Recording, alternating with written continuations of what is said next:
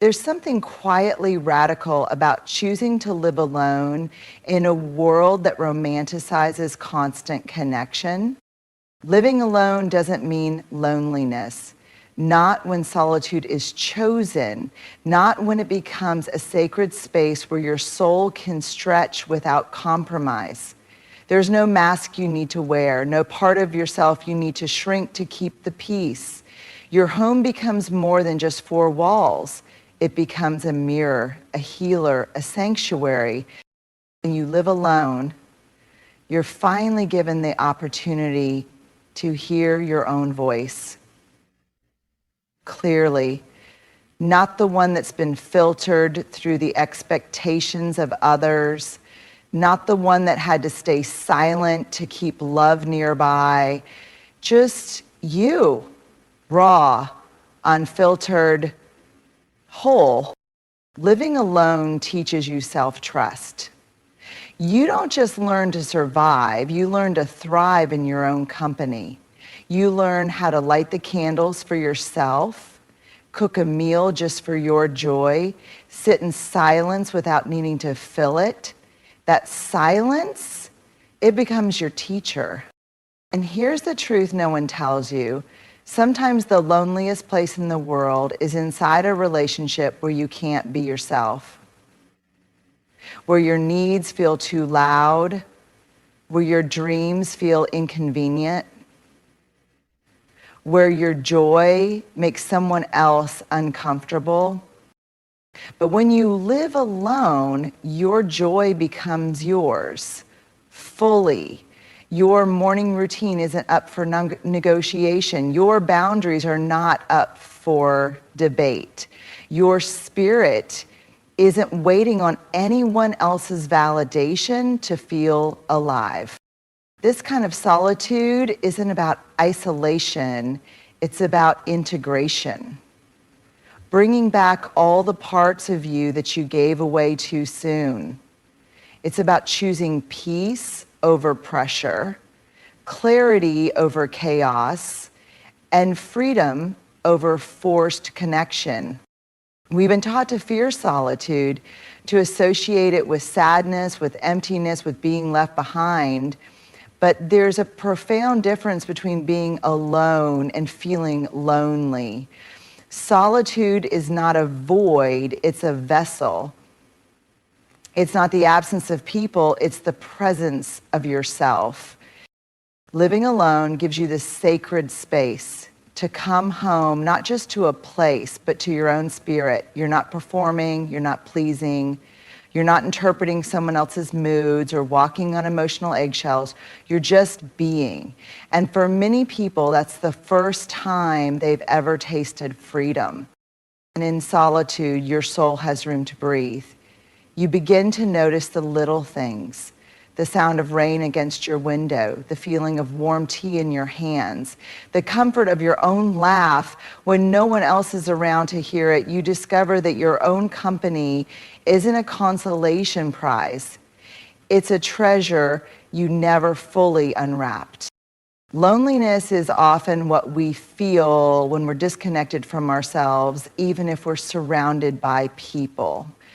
But solitude reconnects us. It gives us access to our intuition, to our inner child, to the parts of ourselves we silenced to fit in or be loved.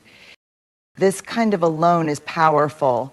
It's the alone where healing happens, where you meet your fears and don't run, where you confront your pain and learn how to hold it with tenderness, where you realize you don't need a crowd to feel worthy. You just need your own presence. And when you can sit in a room with only your heartbeat and feel whole, that's not loneliness. That's liberation. When you live alone, something miraculous happens. You begin to remember yourself. for the first time in maybe years. You're not adjusting your tone to avoid tension. You're not making yourself smaller so someone else feels bigger. You're not dimming your light to keep someone from feeling uncomfortable. You don't have to second guess your outfit, your music choice, your breakfast routine. You just are free, honest, unedited. In many relationships, even loving ones, there can be subtle and sometimes not so subtle pressures to modify who you are. Maybe your passion is too much. Maybe your dreams feel inconvenient to them. Maybe your sensitivity is labeled as weakness, or your independence mistaken for distance. So slowly over time, you adapt. You shave off pieces of yourself to fit. You trade authenticity for acceptance. But living alone doesn't ask that of you. In your own space, there is no negotiation about who you're allowed to be. You don't need permission to cry when a song touches your heart. You don't have to explain why you rearranged your furniture at 2 a.m. because your spirit needed change. You can laugh loudly, dance badly, wear pajamas all day, or speak to yourself out loud without the weight of being observed or judged. You get to build a life around your energy instead of bending your energy to fit someone else's life. And this isn't just about comfort, it's about identity. When you stop filtering yourself to fit into another person's expectations, you start reconnecting with parts of you that were never broken, just buried. Your voice returns, your opinions sharpen, your emotions become valid again. Not too much, not overreacting, just true.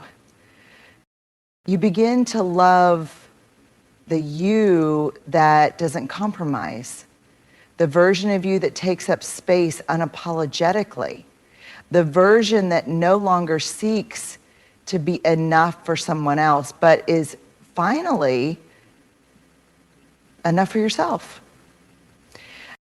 And when you're finally allowed to be fully yourself, not in moments, not in fragments, but every day, in every room, that's not just freedom. That's home. And one of the most profound gifts of living alone is this: it teaches you to trust yourself, not in theory, but in practice. When you're not relying on someone else to be your safety net, you begin to realize how capable you really are. You become the one who fixes the leaking tap, pays the bills, chooses the paint color, sets the boundaries, and makes the hard decisions. And with every task you accomplish, your inner dialogue shifts from, can I really do this, to, I've got me. Living alone puts you in direct contact with your instincts. There's no one there to override them or talk you out of them. You begin to notice how your body responds to people, to choices, to environments. You begin to trust those gut feelings, the quiet whispers that say, this feels right, or this isn't for me. That self-trust isn't built overnight. It's forged through small, consistent acts of courage, cooking a meal just for you, handling a power outage on your own, navigating a panic attack without reaching for someone to fix it. And in those moments, you discover that the one person you were waiting to rescue you was you. The beauty of this trust is that it doesn't come from control or certainty. It comes from witnessing yourself handle what you once thought you couldn't. It comes from falling apart in solitude and realizing you didn't disappear, you rebuilt. And now when fear shows up, it doesn't run the show, you do. You learn to make decisions without a committee, to validate your emotions without a second opinion, to celebrate your wins even if no one else is clapping. And perhaps most importantly, you learn that your worth doesn't need to be constantly affirmed by another presence. Your worth just is. And once you've built that kind of relationship with yourself, one where you are your own anchor, your own advocate, your own safe space, everything changes. The world doesn't feel as scary. Love doesn't feel as desperate. And loneliness loses its power over you because you're not just living alone. You're living with someone you trust deeply, you. When you live alone, there's a silence that many people try to avoid, but if you allow it, that silence becomes one of your greatest teachers. For the first time, you're not surrounded by someone else's moods, projections, or emotional energy. You're not navigating tension you didn't create. You're not decoding someone else's silence or trying to figure out if they're angry or just tired. You're not absorbing their pain and forgetting to feel your own. You're not constantly in emotional reaction mode. Instead, you begin to hear yourself clearly, and you notice what truly makes you anxious, not just what triggers conflict in a relationship. You discover what peace actually feels like, not the absence of arguments, but the deep stillness that comes when your nervous system isn't bracing for a shift in someone else's tone. You begin to see the patterns in your thinking, the feelings behind your behaviors, the stories you've been telling yourself about who you need to be loved. Living alone gives you emotional space to observe, not just respond. And in that space, you start to ask better questions. Why did I feel so tense this morning? What am I actually craving? Connection or validation? Is this sadness mine, or is it something I carried from someone else? What do I need right now, truly? You're no longer performing emotional caretaking for someone else. You're not rushing to fix the discomfort. You're finally sitting with it, learning from it, and in doing so, you build emotional intelligence that is rooted in truth, not codependency. Clarity doesn't mean you stop feeling difficult emotions. It means you begin to understand them. You name them with honesty instead of shame. You tend to them instead of pushing them down. You stop outsourcing your emotional needs and start tending to your own heart with compassion, presence, and care.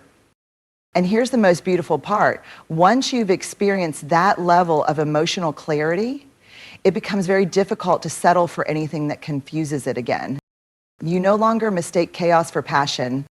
You no longer confuse anxiety with chemistry. You no longer chase people who can't meet you emotionally. Because now you know what your emotional baseline feels like when it's not being constantly disrupted. You've met yourself in your calmest, rawest, and most honest state. And that clarity becomes a compass. It becomes the standard by which you measure everything else. When you live alone, one of the most life-altering realizations you experience is this: your peace is yours, fully, wholly, and finally. It's not something you negotiate. It's not something you protect from daily friction. It's not something you beg for in a space that's supposed to be safe but never really feels that way. Your peace is not on someone else's mood swing schedule. It doesn't shatter when a door slams, a tone shifts, or someone withdraws affection without explanation. Your peace becomes sacred not because life is always quiet, but because you are finally in control of the emotional atmosphere you exist in. When you share space with others, especially in romantic relationships, peace often becomes conditional. You may find yourself adjusting your behavior, your words, even your energy, just to maintain surface level harmony. Sometimes you don't even realize you're doing it. You just tighten when they walk in the room. You overthink, you placate, you minimize your needs. But when you live alone, those micro adjustments stop. Suddenly, the silence isn't heavy, it's healing. Your mornings begin gently, not anxiously. Your evenings are filled with rituals you create for yourself, not emotional labor for someone else. There is no unexpected tension to manage, no criticism where you hoped for care, no one invading your peace under the guise of just being honest. Your home becomes a place of emotional safety. And emotional safety isn't a luxury, it's a foundation. You light candles because you want to, not to set the mood for someone else. You play music you love, eat when you're hungry, and speak to yourself kindly because no one is around to make you feel like those things are silly or indulgent. You're not afraid of being too much or not enough. You are simply you, at peace. And peace is not boring, it is revolutionary. Because in that stillness, you begin to heal wounds you didn't even know were open. You begin to regulate your nervous system without bracing for impact. You begin to trust joy, not as something fleeting, but as something you're allowed to live in. And once you taste this kind of peace, you become fiercely protective of it. You stop opening your door to chaos disguised as love. You stop entertaining people who disrupt your calm and call it passion. You stop confusing intensity with intimacy. You realize that true connection, whether with a partner, a friend, or yourself, should feel like a deep exhale, not a constant holding of breath. Because when no one controls your peace, you finally get to own your life. And that kind of freedom, it's not just beautiful, it's unshakable. When you live alone, truly, fully, something profound begins to form beneath the surface of your life, a foundation. Not built from fear or dependency, not from loneliness or lack, but from wholeness. And this wholeness becomes the most powerful groundwork for any future love you may choose. Because that's the key. You choose, not chase. You no longer look for someone to rescue you, complete you, or soothe the wound that still bleeds. You've already met the person who stays you. You've already practiced showing up on the hard days, loving yourself through the ugly cries and the silent victories no one else sees. You've learned to hold space for your own complexity, your fire, your fear, your tenderness, without judgment. So when love does arrive, it's not your oxygen, it's not your escape, it's not your entire identity. It's an addition, not a lifeline. Living alone teaches you the difference between loneliness and longing. It teaches you to wait for a love that doesn't drain your peace or silence your voice.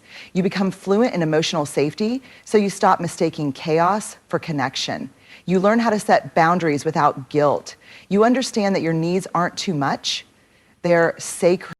And here's the beautiful paradox. When you stop needing someone to make you whole, you become more available for a love that's actually healthy, one that's not rooted in possession or performance, but in mutual respect.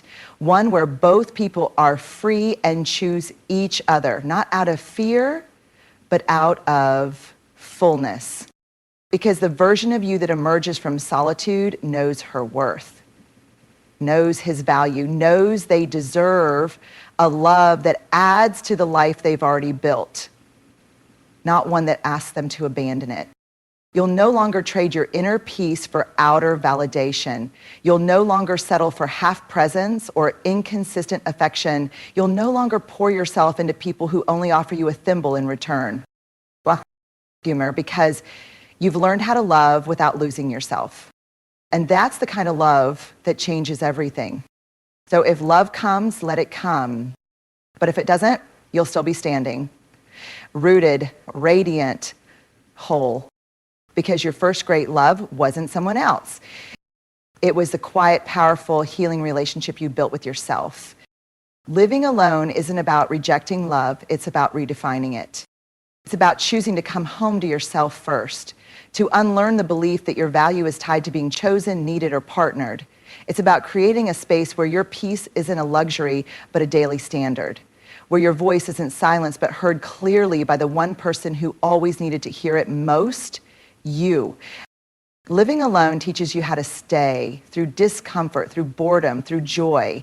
It strips away distractions and reveals your truest needs, your softest edges, and your deepest truths. It's not easy, but it's sacred. And once you've built a life where your joy doesn't rely on someone else's presence, where your days are full of your own rituals, your own values, your own rhythm, where your self-worth is intact, whether someone texts back or not. That's when love, if and when it comes, becomes a conscious choice, not a desperate need. Because you've already found what so many people spend years searching for in others. Belonging, safety, enoughness. You didn't find it in a partner,